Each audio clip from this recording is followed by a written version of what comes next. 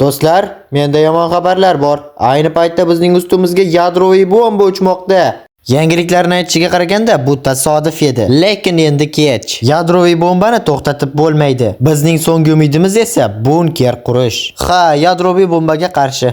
Bizning bunkerimiz nafaqat portlashga va radiatsiyani o'tkazmaydigan darajada kuchli bo'lishi kerak. Umid qilamanki, bu qo'limizdan keladi. Xo'sh, qishloqqa, sen yangiliklarni eshitding deb o'ylayman. Nega o'tiribsan unda? Tur, bunker quraylik. Men buni yangi kinoni treyler deb o'ylabman. Yangilikmidi? Ha, qishloqqa. Ha demay ustimizga Xolvana taraflardan yadroviy bomba kelib qulaydi. Shuning uchun shoshilishimiz kerak. Sen nega kompyuterga yopishaverasan? Ahvol rostdan ham jiddiga o'xshayapti. Lekin sen qanaqa zo'r o'yinchi topding. O'yin deysanmi? Qanaqa o'yin? Ustimizga yadroviy bomba qo'yapti. Biz hozirroq ish ko'rishimiz kerak. Tushunib turibman. Lekin menimcha bizga bunga yordam bera olmasa kerak. Shunga o'ynaylik o'tirib. Yo'q, agar biz yetarli darajada mustahkam bunker quradigan bo'lsak, albatta uddalay olamiz. Muhimi o'zimizga ishonishimiz kerak. Yaxshi. Faqat undan oldin menga kreativni qaytar. Ha, to'g'ri aytasan. Senga kreativ berishga to'g'ri keladi. Mayli ushla. Cheksiz kuch. Chacha! Ajoyib. Bu bizning bunkerimizning darvozasi bo'ladi. Menda xubat. O'zim ham kreativga o'tib olaman. Xo'sh, endi bunker qurilishini boshlasak bo'ladi. Bizning bunkerimiz mana bu yerda joylashgan bo'ladi. Bu esa unga kirish eshigi. Qattiq eshik tanlayman-da. Aytganchi, bunkerimiz tashqarida turadimi? Yo'q, albatta. Bunkerimiz chuqur yer ostiga kirgan bo'ladi va bu ishlarning barida bitta blok ishlatish kerak. Olmos erib ketsa kerak. Radiatsiyaga ham to'g'ri kelmaydi. Lekin qaysi? Bedrock. Bu albatta to'g'ri keladi. Bedrock radiatsiyaga chidamliga ishonching komilmi? Yo'q, u radiatsiyaga chidamli emas, lekin aniq portlatib bo'lmaydi. Aynan shuning uchun ham u bizga kerak. Radiatsiyaga esa boshqa narsa o'ylab topamiz. Ishonaver, menda g'oyalar bor. Portlashni ushlash uchun bedrockdan qobiq tayyor. Lekin hali katta ish oldinda. Boshlanishiga mana bu yerni tozalash kerak. Sekin yerdaga kirib ketamiz. Bu yerni belgilaymiz va bu yerni endi esa komanda yozsak tayyor. Obbo, bu rasvo qildik-ku. Mayli, buni to'g'irlash umuman muammo emas. Hozirni o'zida to'g'irlab tashlayman. Arti, bu bunker mustahkam ko'rinayotgan bo'lishi mumkin, lekin yadroviy bombadan asrab qolmaydi. Ha, tushunib turibman. Shuning uchun ham endi biz yer tagiga kirishimiz kerak. Aynan shunday hollar uchun ham menda mana bunday bor. Bu bilan qilish aniq osonroq bo'ladi. Xatolar kamayadi demoqchiman. O'zi ham yaxshigina chuqurga kirishimiz kerak. Ha, to'g'ri. Yadroviy bombaning radiatsiyasidan qochish oson bo'lmaydi. Menimcha yetarli darajada chuqurlikka tushdik. Sen esa bekor tushtirmada mana bu zinapoyalarni qo'yib chiq. Portlashga chidamlimi bular? Ko'rinishidan shunday. Har ehtimolga qarshi mana bu yerlarga ham bedrock qo'yish kerak. Ha, albatta, bu yaxshi g'oya. Mendan yomon g'oya chiqmaydi-yu. Vaqtimiz ham tobora kam qolyapti. Shuning uchun men hozirroq bunkerning asosiy qismi uchun xona kovlashni boshlayman. Keyinroq siqilib yurmaylik. 3-4 oy yotishimiz kerak u yerlarda. Menga ayt, sen qayerda qasrdagi ulkan bunkerlarni ko'rgansan? Ha, endi birinchi bu biz quramizda. Mayli, iloji boricha kattaroq qilishga harakat qilaman. Aytgancha, O'zbekistonda ham atom bombasi portlatilganligini bilarmidingiz? Ha, Buxoroda topilgan ulkan gaz konni to'xtatish maqsadida yer tagida atom bombasi portlatilgan.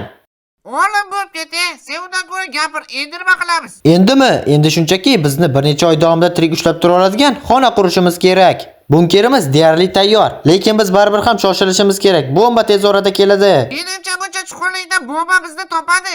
Ha, bilaman. Shuning uchun ham biz 3 xil blok ishlatamiz. Bedrock, temir va mana bu radioaktivaga qarshi blok. Bedrock portlashdan himoya qilsa, bu ikkisi radioaktivadan himoya qiladi. Shuning uchun shoshilish kerak. Boshlanishiga bedrockdan xona qilib chiqamiz xonani.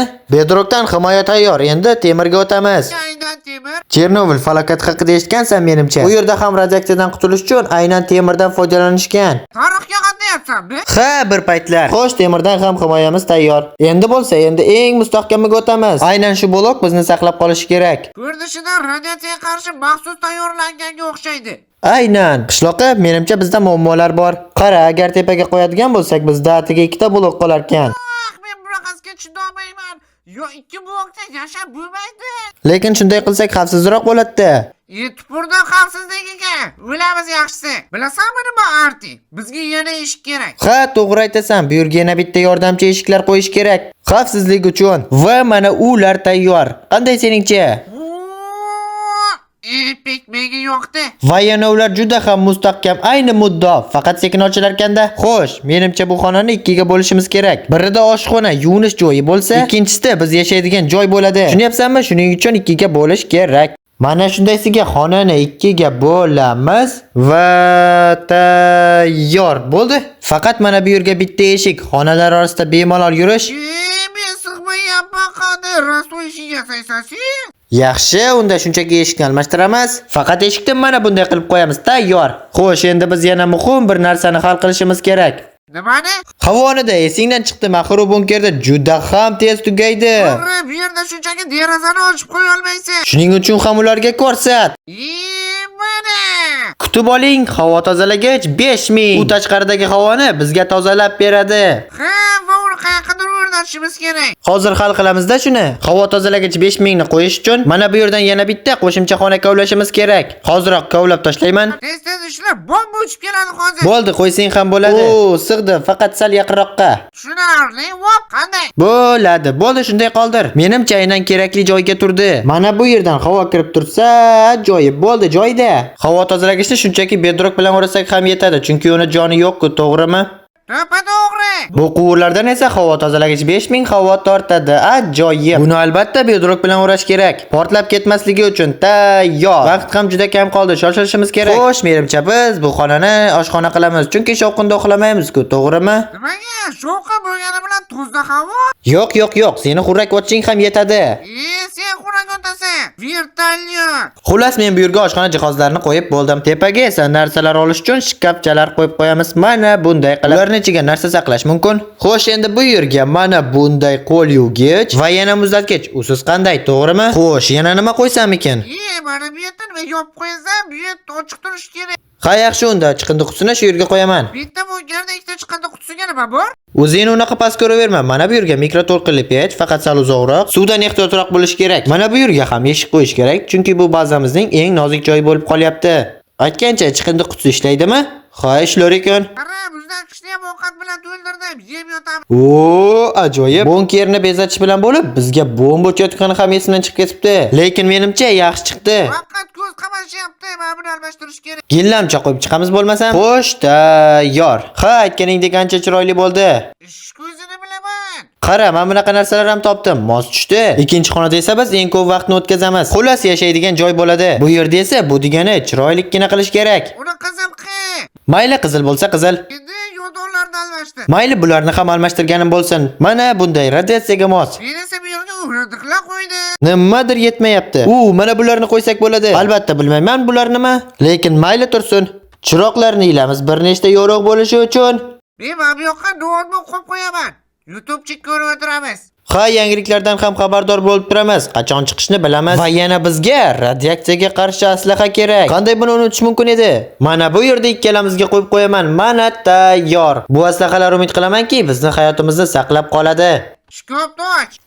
Bular nega? Mabodo radiatsiyadan deb zombilar mutantga aylanib qolsa. Xo'sh do'stlar, bunkerni va nihoyat qurib bo'ldik. Endi bombaning uchib kelishini kutish qoldi. 2 soatdan so'ng. Menimcha yangiliklarda aldashgandi. Ha, shunaqa bo'lsa yaxshi. Voylanati. Menimcha boshlandi. Hoziroq aslahalarni key, menimcha tushdi bomba. Hozircha tirikmiz, bu yaxshi yangilik. Qiziq, tashqarida nima bo'lyapti ekan? Ana portladi.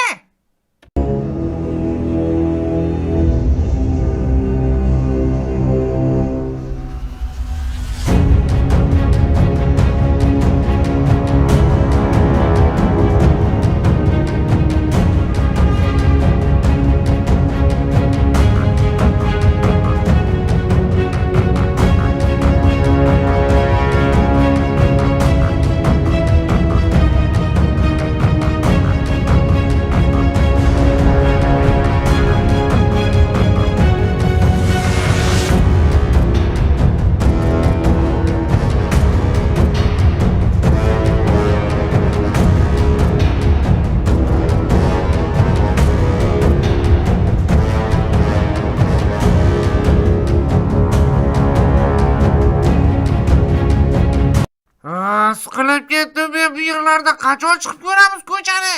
Sen muhimi mana bu dorini o'zingga olishni unutma. O'lib ketasan bo'lmasam. Hattoki bunker ichida ham dorisiz yashab bo'lmayapti. Wow, bu nima? Oradan bir oy o'tdi, lekin ahvol shunday. Yangiliklarda tozalovchilar keladi deyishgandi. Yaqin orada kelib qolib hammasini tozalashar. Ha, mayli, yana bunkerda chidab turamiz. Ha, to'g'ri. Aytgancha, nega haligacha hech kim obuna bo'lmadi? To'g'ri do'stlar, kanalga albatta obuna bo'lib qo'ying. Biz esa o'zimizning jonajon bunkerimizga ketdik.